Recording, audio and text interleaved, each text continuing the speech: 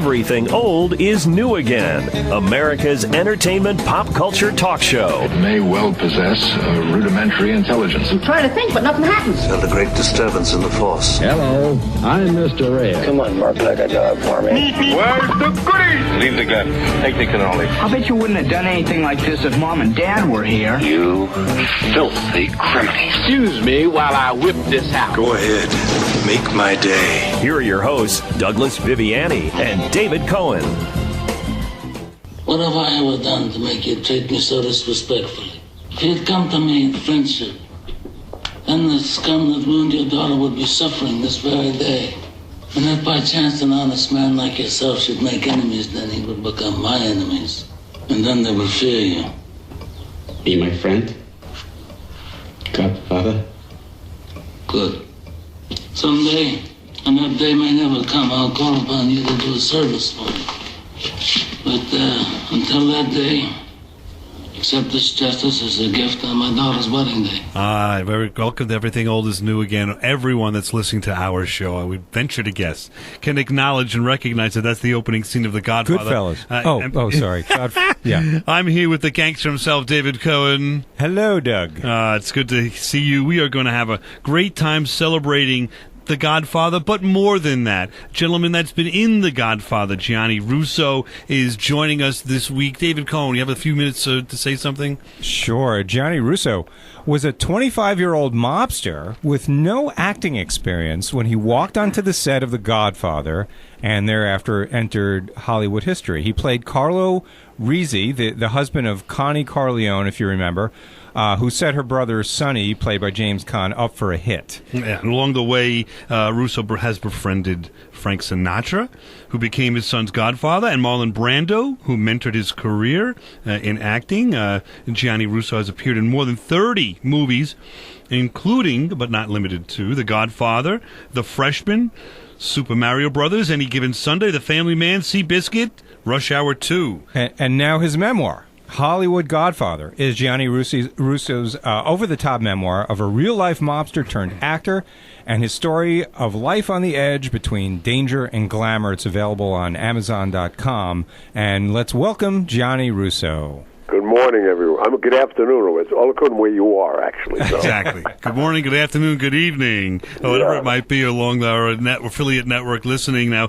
Gianni, before we get to discussing your travels and traverses through Hollywood, I wanted to start a little bit with where you came from, which was Little Italy in New York in the 40s and 50s, and eventually, I guess it was inevitable for you that, because you had a great uncle who was also associated in some ways with the Cosa Nostra, if you will. Yes. So the question is, take us back there, and how did it become a part of your life that you became part of the mafia, if you will? Well, I was always surrounded by it all my life, as you pointed out. It's been 3 or 4 generations that when I was a young man and not realizing what I was a part of, like any other kid, you realize that later on. And I had a 5-year, basically, bad virus that, we found out later was a polio situation. And then when I came out of the hospital, I was like 12. And I took advantage of my affliction and my whole left side of my body being much different than my right. And I started selling ballpoint pens, believe it or not. They just came out. And I went uptown after exhausting Wall Street, selling these pens down there, and I got off the train on 59th Street and 5th Avenue, and basically I stayed in that neighborhood till right now. And then a gentleman used to come by every day, very generous, give me $1. I bought these pens on Delancey Street for 15 cents, and sometimes even $5, and give me words of wisdom. The one thing he did every day was touch my left side of my body, my afflicted side, which got me down 3 or 4 months down the road, is how we really became close, because I found out why he was doing it, and I called him out on it. And you can imagine a 12 or 13-year-old kid calling out Frank Costello on the street in New York. That's how crazy I was. The famed gangster, mobster, I don't know the right words to use, basically, but Frank Costello, who later became somewhat of a mentor, if you will, or at least an employer of yours. Go ahead. He was definitely my mentor. I mean, this man taught me everything about life. As I pointed out, I left my household very early at the age of 7. And then when I came out, I was very bitter. I didn't understand why I was abandoned into this hospital, like no kid would. Why his mother and father don't come and see him, and spent these years going through life alone, and then have this guy come into my life and took me under his wing, and he really took care of me, and my success basically is based on him. My whole way of life. Right. Unfortunately. Now, I think it's interesting that at 12 you had the intestinal fortitude and maybe the chip on your shoulder to say to whoever this person was, I don't think you knew him at the time, hey, you know what? Stop. I think he gave him a rabbit's foot or something and said, you know what? I'm not here for your good luck charm. Here's a good luck charm instead, right? Something like that? Yeah, well, for the audiences that don't understand where we're going with this, right. He used to touch my left side, right. And I didn't realize that Sicilians would touch, like, they're the lagorn that they wear around the neck, like the hands and the lagorn most Italians used to. I don't know if it's still fashionable. But the Sicilian lagorn had a hunchback. So one day coming out of church, the religious store that's still next to Ferrara's, has been there all my life, down on Grand Street, I went in there. I said, why is this different? Why has it got a hunchback on it? He said, well, Sicilians like touching afflicted people for luck. Well, that got me twisted because I knew this guy was touching me. I didn't know. But with the name Costello, I didn't think he was Sicilian. Right. So I bought a rabbit's foot, like you pointed out. And I bought a ridiculous one, like I think it was chartreuse or turquoise. So he went to touch my shoulder, and I said, don't do it. He said, what's the matter with you? And I reached in my pocket, and I gave him this rabbit's foot. I said, when you need luck, touch this from now on. There you go. And he loved that. He loved the gumption, which was great. Yeah, he couldn't believe it. He was looking at his bodyguard. I found it was his bodyguard. I thought it was his friend. Right. And he looked at Blackie, and he said, Blackie, you believe this kid?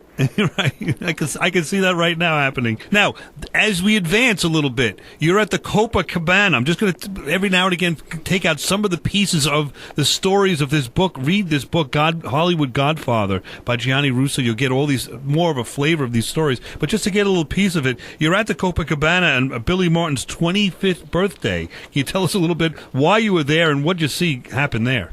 Well, Costello owned Copa. The front people were Jules Bodell and Jack Antrata, but Costello owned it. So I had the run of the place, and I used to bring envelopes for him late at night. He always went home every night at 6 o'clock. So I see Carmine at the front door. He said, the Yankees are downstairs. I mean, I really wasn't a sports enthusiast, but laying in the hospital, I listened to a lot of baseball games, whether I wanted to or not. And he said, the Yankees are down there. So like any curious kid, I went down, and I stood in the corner out of the way, and Sammy Davis was there. And there was packed. The place was always packed, but this particular night there was a group from Brooklyn, and and I'm saying to myself, why would they even let these guys in? Because they were heckling Sammy, and then started saying some really nasty things about him, and that was it.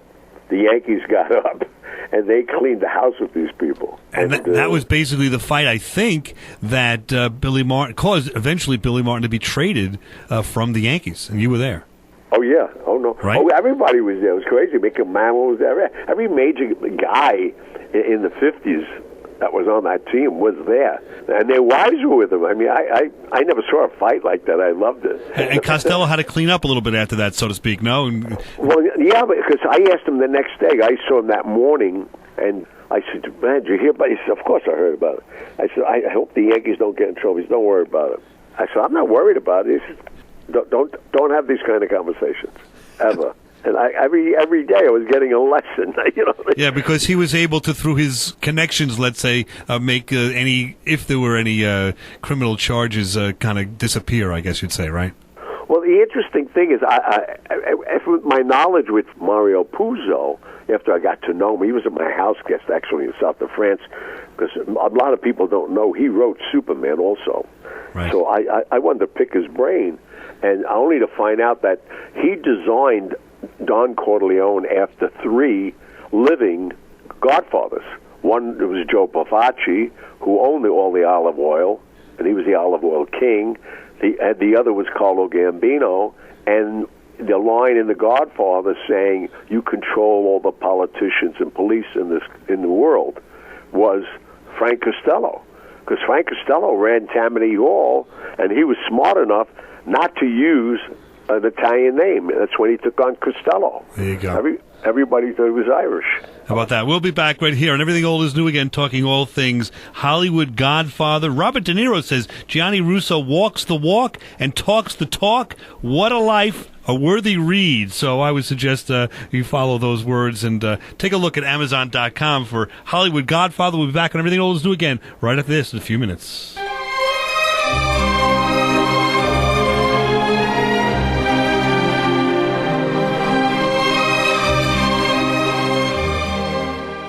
You're listening to Everything Old is New Again, America's entertainment pop culture talk show with Douglas Viviani and David Cohen. That's it. Break it all, you spoiled guinea brat. Break it all. Now clean it up! Oh, my God! Clean it up, you spoiled brat! Clean it up! Welcome back, and Everything Old is New Again. That may ring a bell. That's a scene from the Hollywood Godfather with Gianni Russo getting involved with Talia Shire there. David. Not the Hollywood, the actual movie, The Godfather. Yeah, of course. I'm sorry. I'm trying to say the Hollywood Godfather is the book that you got to take a look at, because it's got a lot of behind the scenes of that and the mobsters and some very interesting stories. David Cohen, I think you have a question about another story, Johnny. Apparently, at some point, you took a job outside of Mr. Costello's employment at a beauty salon, and apparently you ended up washing Marilyn Monroe's hair. Is that true? And oh no, it's amazing how that happened. I actually didn't leave Costello. A truant officer, most of your listeners don't even know what they are, but a truant officer grabbed me. I was like 15, and he said to me, "How come you're not in school?" I said, "I don't go to school." So he says, "Where do you live?" So I gave my mother and father's address on Mulberry Street, and he writes me a ticket. So I was on my way to Toots Shores, where I had about $10,000 in my pocket, and because I picked up on all the edges of all the barber shops and all the bookmaking parlors in the city up on the Upper East Side. So I used to go to the Wyndham Hotel, drop that off, and then if Costello needed something, I'd meet him at Toots Shores. So I go there and I have a ticket in my hand. He said, "What's that?" I said, "I just got a ticket." He said, "For what? For walking?" I said, "No." I said, "They said I didn't go to school." So he looked at it. So he forgot how old I was. He said, "How old are you?" I said, "I'm 15. He said, "Oh, let me take care of it." So the next day, he says, "I got you enrolled in a school around the corner." I said, "I don't want to go to school because, I'm making like $50 or $100 a day already with this guy. What the hell do I want to go to school for?" So he said, "Just go there, don't worry about it. You got to register." I went and registered, and then I found out I really liked it, because every morning, 9 o'clock, there was like 15, 20 gorgeous young broads, and I'm saying to myself, "Hey, this is wonderful." Right. So I really didn't. I was going to stay there until, this was like September. I was going to stay there right till my birthday, and I knew that, which is December 12th. So I'm there, then maybe like October, Mark Sinclair and Kenneth were working for Lily Daché, and they came for Shampoo Boys, but I was always neat and clean, which I still am now. I'm very impeccable about germs and cleanliness and my appearance. So they picked me. So here I'm now at Lily Daché, and why I liked it, those hours counted as the school class, and I figured once my birthday, I'm out of there, and plus I could make a few dollars on tips and meet society women. Well, here it is, the 4th customer I get. They send me up to booth 4. I go in there, and there's Marilyn Monroe. I couldn't believe it, because a lot of times when it was cold in New York, I would sleep in the New York Paramount that was open 24 hours a day on Broadway. And I just saw Some Like It Hot about 15 times. Right. And now she's laying there. So I think most of us know the configuration of a shampoo basin.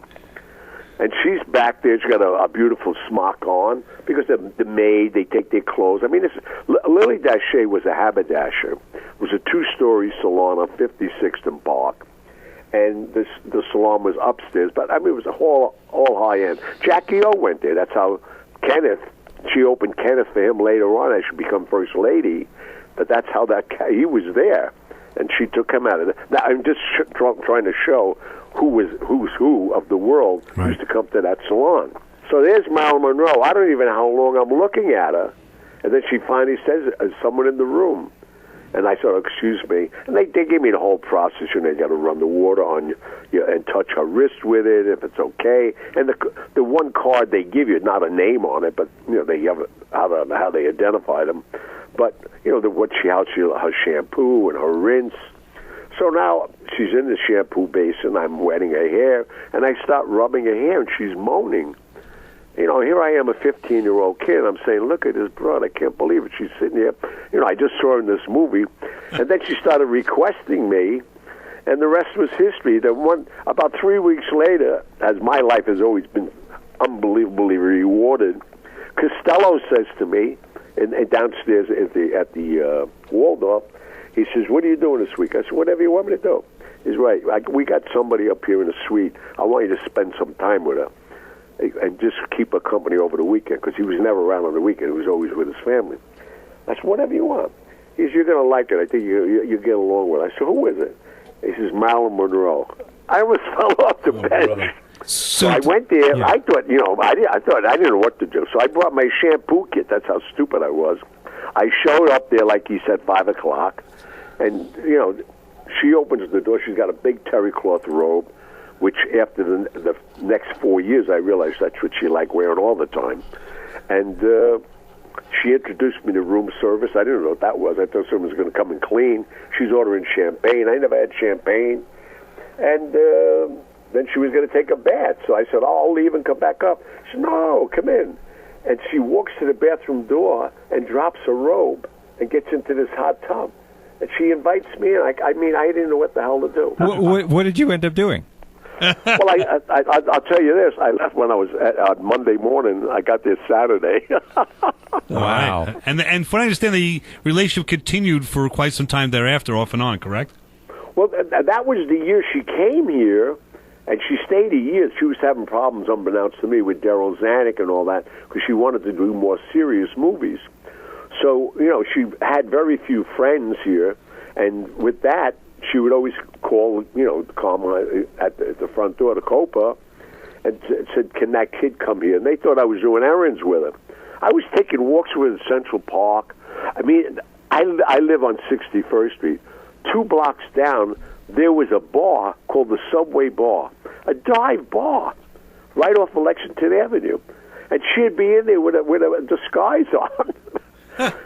And she just loved New York and being not recognized, and that's what we did. I mean, it was so crazy. And every time she had time, I'd spend time with her. Now, listen, you want to hear some more of these stories, look and go to HollywoodGodfatherPodcast.com.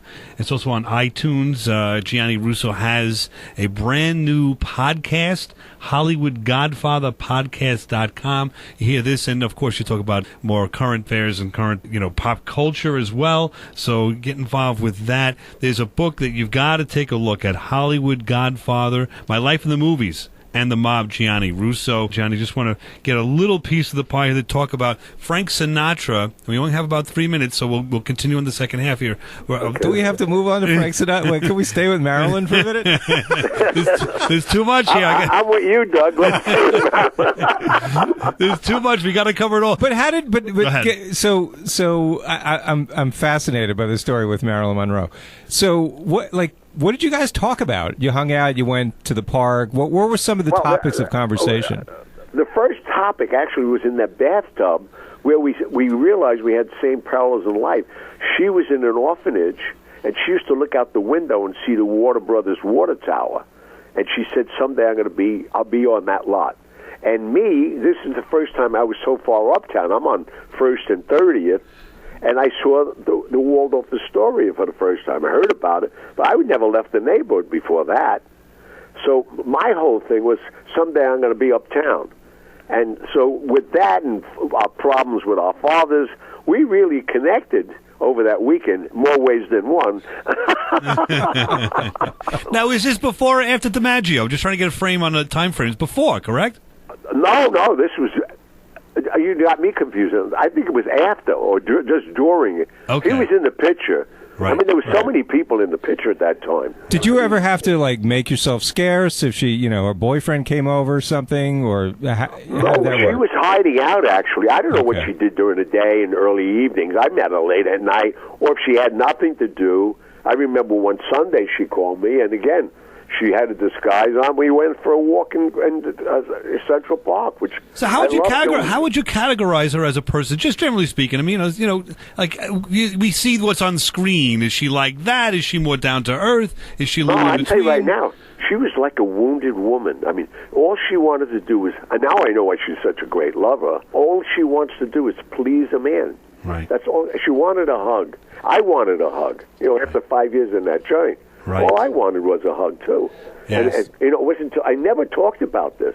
Never. Until one day Marlon Brando and I are drinking at the Monkey Bar, and he's talking about Marilyn Monroe. And he was one of her lovers. They were saying they would study with Stella Adler or somebody. And, she basically made love to hundreds of people. Right. They were at the Actors Studio together. Yeah, right. And so what didn't then Brando saw something gleaming in your eyes and said, wait a minute, you had a relationship with her too, right? Yeah, and then he wanted me to prove it. He said, right. If you really were with her, you'd notice something about her.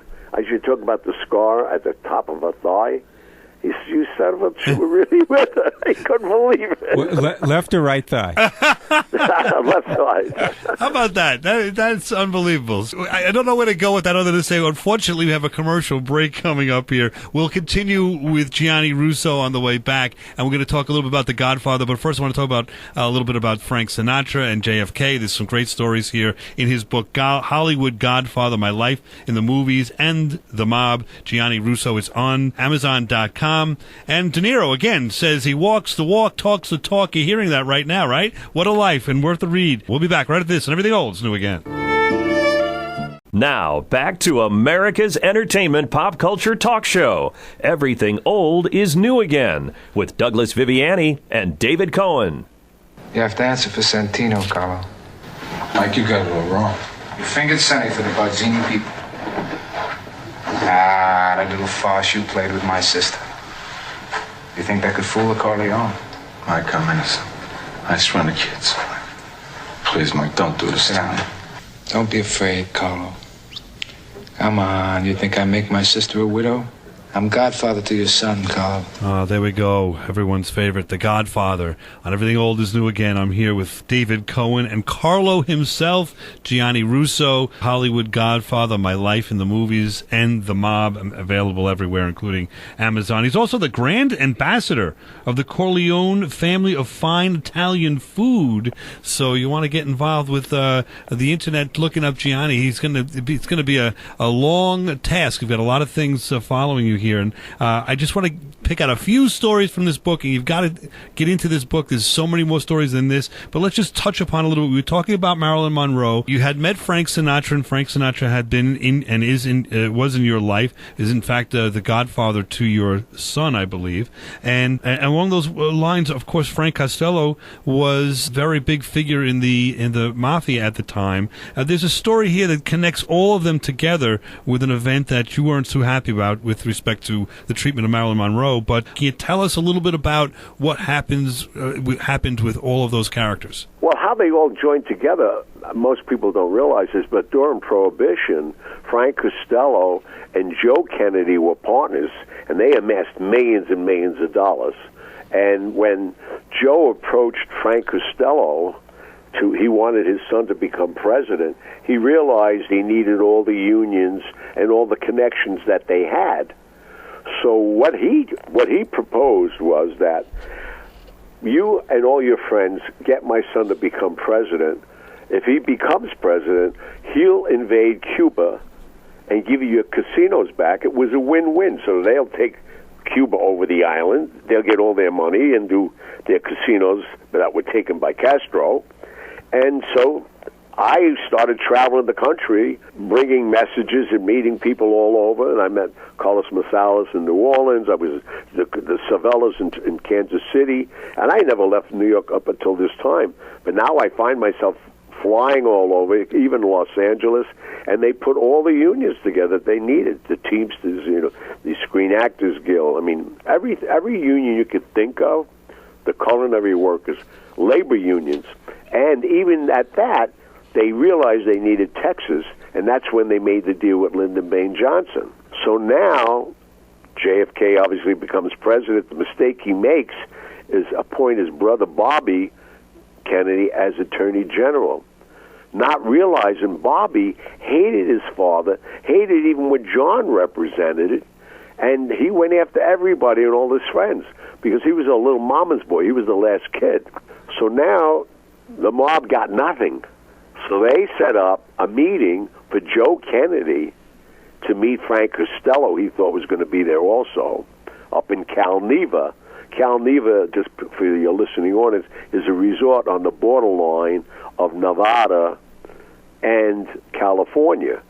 So you could enter it on California grounds, and you're not going to get the publicity. It was all cabins scattered around. It was a very elegant place. So they called a meeting to get Marilyn there one more time, because she already had an affair with both the brothers. And Sam Giancana out of Chicago orchestrated it for the syndicate that he would spearhead the whole thing. And they set up one of the cabins with all these cameras, but not the sophisticated cameras that we have now. But what they wanted to do, which they did previous, was set up J. Edgar Hoover. See, most people didn't realize J. Edgar Hoover was a cross-dresser and bisexual. And they got him in a hotel room in Chicago and invited him to a party, and they owned him ever since then. That's why he always denounced there's no such thing as the mafia and all of this. And it was until later on when Bobby became Attorney General, and then all these hearings that everybody exposed it, and Joe Valachi and everybody else, turned on the mob, that they realized there is a mafia. So they thought they do this, they'll get Bobby and John on camera again, and then they'd convince him to invade Cuba. Well, what happens is, Marilyn was up there 2 or 3 days. In fact, I went up because Costello wasn't going. And they got used to me saying, they always call me the kid. The kid is coming up, and he'll just sit in. And then I would just report back to him because there was no decision to make or anything. It was just that this is what they were going to do. So they get up there. John don't come. Bobby came with Joe Kennedy, because Joe knew we had to go. They had a problem, and they told him basically. I think the stroke that, if I remember right, he had the stroke after he got a message in Palm Beach that they were going to start whacking these kids if they don't get Cuba back, and he knew who they were dealing with. And so, with that said, Bobby arrives. He winds up with Marilyn by himself, and she tells him, "Screw you and your brother," because John supposedly told her, when I become president, I'm going to leave Jackie and marry you. Well, that's how naive she was, that she actually thought he's going to leave Jackie O to marry you as a first lady. That could never happen. So with that, she said, I'm going to the press, get out of my room, and she went nuts. So now she calls Joe DiMaggio. He's in San Francisco. She said, come and get me. Joe makes the mistake to call Sinatra. He said, what's going on there? Marilyn just called me up to get her out of there. Frank said, mind your own business and don't come here, because a lot of people don't know. Sinatra's life was on the line because he was the liaison through the whole campaign. That's how he became the campaign manager. That's how they started singing High Hopes. And he also produced the inaugural ball. So they said, if you don't get this straightened out, we're going to whack you too. So, I mean, this is like the craziest story in the world when you think about it. Yeah. You got the President of the United States, the Attorney General, Marilyn Monroe, and Sinatra all having death threats because they didn't get Cuba back. But it made sense. So with that, they leave. In fact, there's a picture. You'll see it tomorrow in the Post. There's a picture of me and Marilyn Monroe at Cal Neva. It was the last picture of her alive 3 days before they killed her. And I think Bobby arranged it because they realized, she goes public. There goes their whole image of the Catholic president and the good Attorney General. And I happen to know the guy who did the number runner. Wow. He was an anesthesiologist, but he was for hire, and this guy could put you away. I mean, when he puts you to sleep, he puts you to sleep. Right. Okay, so let me just so Bobby arranged for Marilyn's murder through the anesthesiologist. Did the mob kill JFK? Definitely. Okay. It was a conspiracy. I believe with what I heard. I mean, I don't really know, but when I on the Tuesday before the assassination of JF Kennedy, I was down in New Orleans. I had to bring an envelope and get a message from Carlos. And when I got there, I had to go to the bathroom. I just got there, and I said, I want to go to the bathroom. He said, well, there's somebody in there. Wait, I waited. And then the guy come out. I didn't pay attention to the guy. And then spin forward 5 days, Costello sends me out of the country. And I don't care. If you tell me where to go, I'd go. He says, you're leaving? He gave me an envelope. He said, I got you on the Independence. I signed you on as a merchant marine in the beauty salon. I don't know what the hell's going on. I didn't realize once you're a merchant marine, you're on there. There was no identification of me leaving the country, because that's like being in the armed forces. You can get on the ship. You don't need a passport. You don't need nothing. So I'm on that ship. The next morning, we're going under the Verrazano Bridge the same day. They said the president was shot. They didn't say he was dead.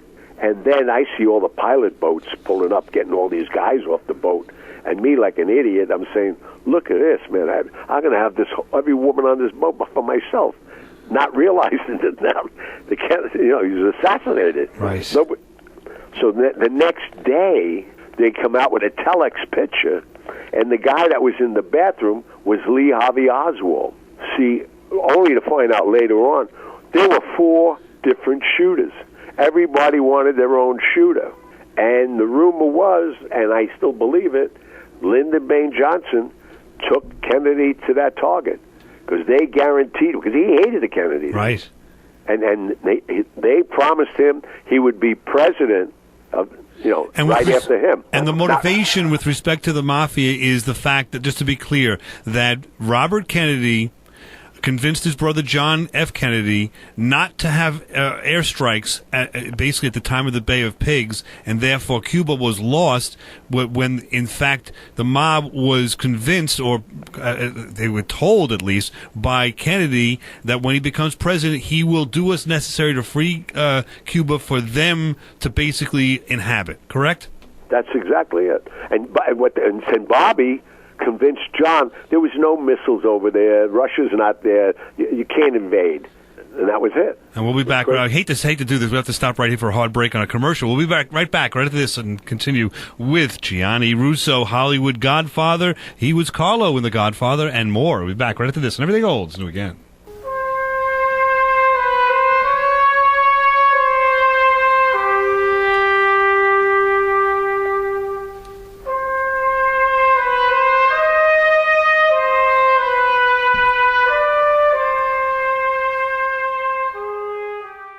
This is Everything Old is New Again, America's entertainment pop culture talk show with Douglas Viviani and David Cohen. Hello, everyone. I'm Dee Dee Sorvino, co-author of Pino Pasta and Parties, along with your favorite good fella, Paul Sorvino, and we are here to tell you that you should be listening every day, all day long. Wake up to it and sleep with it. Everything Old is New Again with Douglas Viviani and David Cohen. We're back. That's Paul Sorvino, the imaginary Godfather. We're here with a gentleman that's been involved with the mob, that's been involved with Godfather movie itself, Carlo himself, Gianni Russo. You got to get involved with the Hollywood Godfather.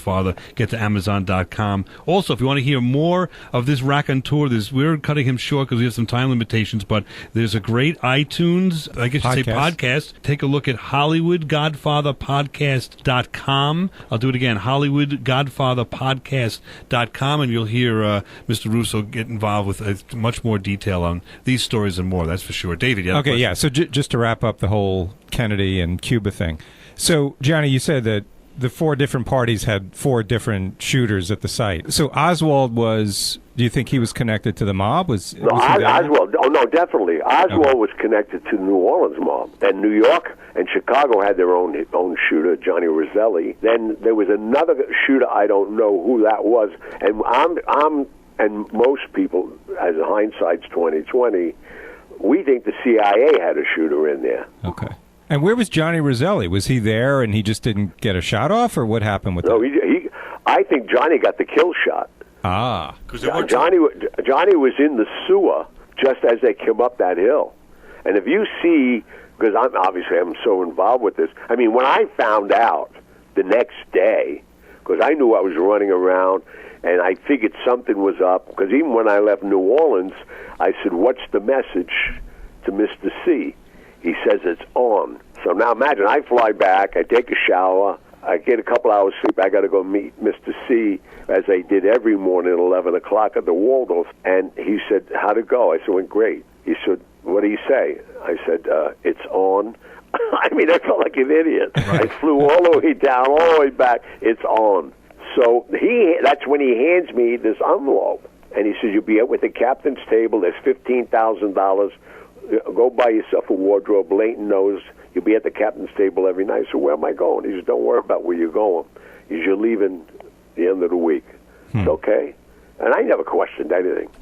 And then the one thing I did say to him, I said, when am I coming back? He said, when I ask you to. I mean, that's how, but I didn't care. My life, I was living like a king. You know, I'm making $100, $200 a day then. Forget about it. So he just wanted you away from the scene while it was happening. Well, he knew something, obviously, that I never would figure out. Most people don't know 73 people were killed after the Kennedy assassination. Anybody like Jack Ruby, everybody was into this. I mean, even Jack Ruby, they told him, you kill Oswald, because they wanted him done. And then, you know, when you'll become a hero. You're going to shoot the assassin of the United States. And see, Jack Ruby was with Chicago people, and they had control of him because he was running all their strip clubs and everything else in Texas. So they brought a network of people in. Wow. But they wanted everybody dead. They wanted no witnesses, not even Jehovah. Do you think that the repercussions of what Bobby did led to his assassination? I know it. Are you kidding me? I mean, I'll tell you how crazy it is. I'm in California. I go to Hollywood Park to meet Johnny Roselli, who I've met 100 times out of Chicago, but he was their man in L.A. And, you know, I'm at Hollywood Park, and he's with a guy, which is not even in my book. And he was with Sirhan Sirhan. You saw him with Sirhan Sirhan? I saw him with Sirhan Sirhan. I swear on my kids. And Sirhan Sirhan was a waiter. They put him in position at the Roosevelt Hotel. That's amazing. And they said, and I found out later on, that was the basis. They knew the speech.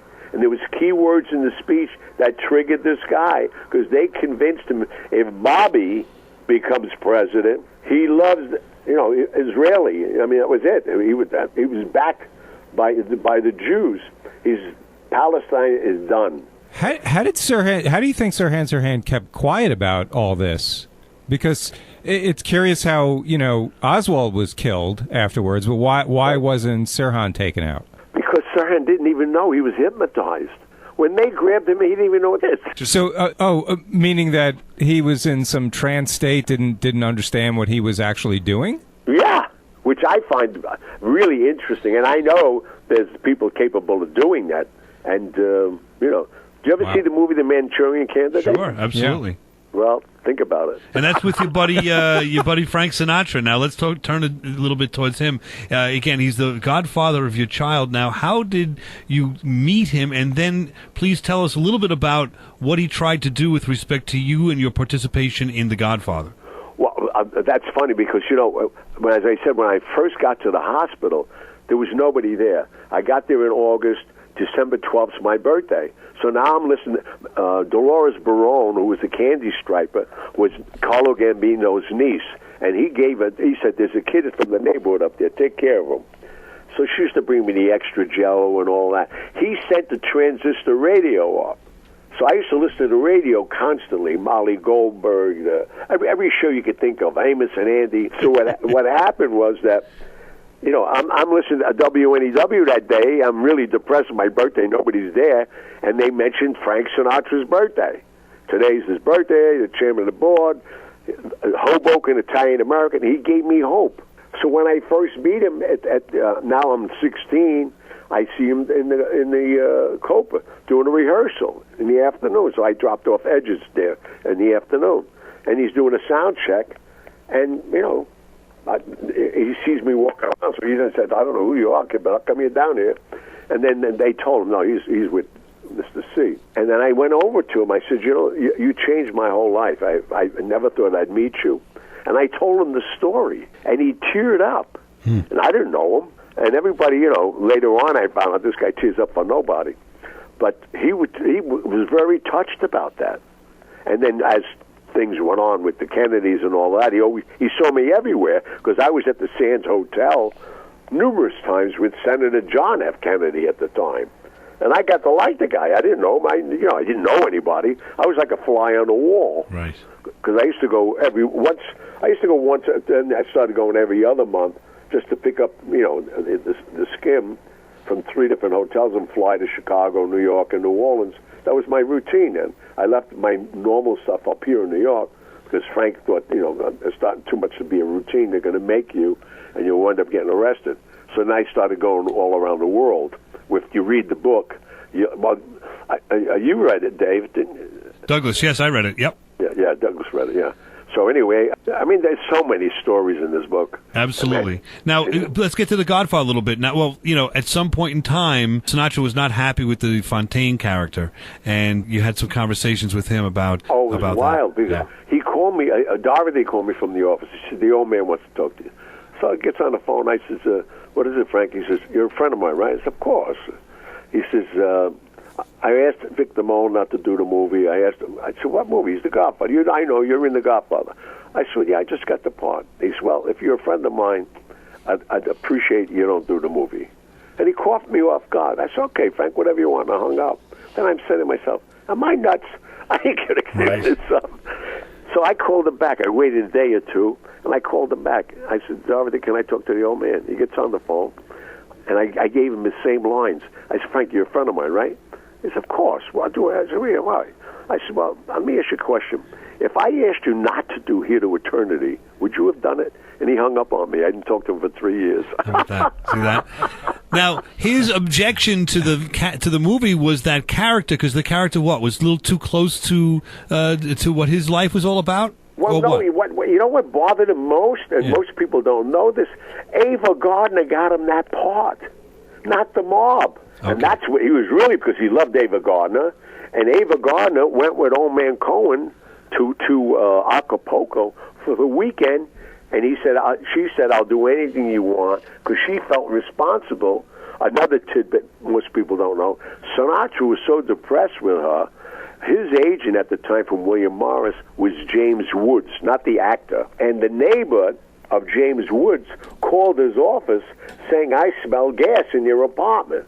So the super went in. It was Sinatra, had his head in the oven trying to kill himself. Jeez. And that's when he couldn't sing. Remember, he lost his voice, or maybe you don't remember this. Right. He lost his voice for about a year, and his career was nowhere. Yeah, she knew if she got that part, he tried out for it, but that old man, so you ain't doing it.